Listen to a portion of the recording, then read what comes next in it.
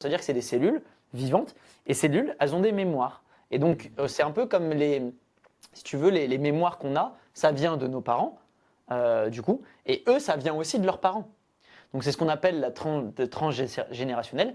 C'est-à-dire que les mémoires cellulaires sont transmises de génération en génération. Tu vois ce que je veux dire?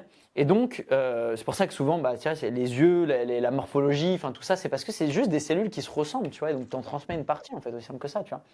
Et ce qu'on appelle l'ADN, en fait.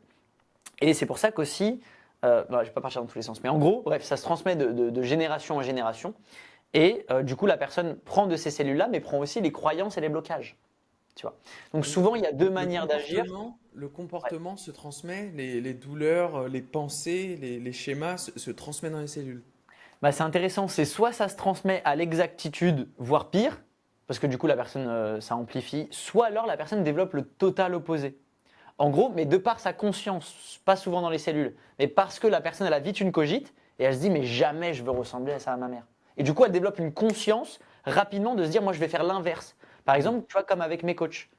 Tu vois, j'ai vécu un truc, Hmm. et ensuite, ma conscience, je me suis dit, mais, et donc du coup, ça va à l'extrême opposé. Et du coup, là, je tends vers complètement l'extrême opposé de ce que j'ai appris, tu vois.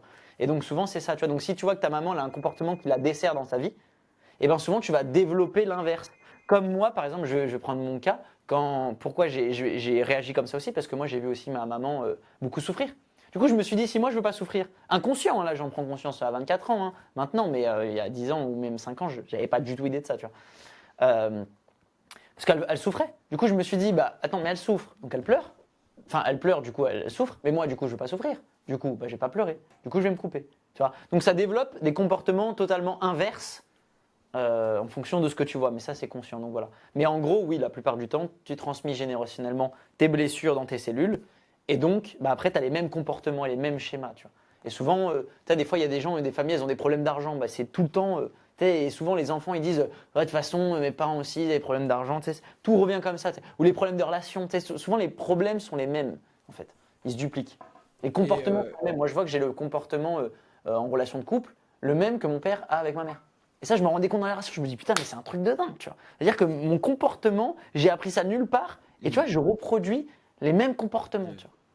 C'est ça que Et j'entends. donc, du coup, en fait, qu'est-ce qui se passe durant cette respiration? C'est que quand tu dis ça nettoie, c'est que tu reviens neutre.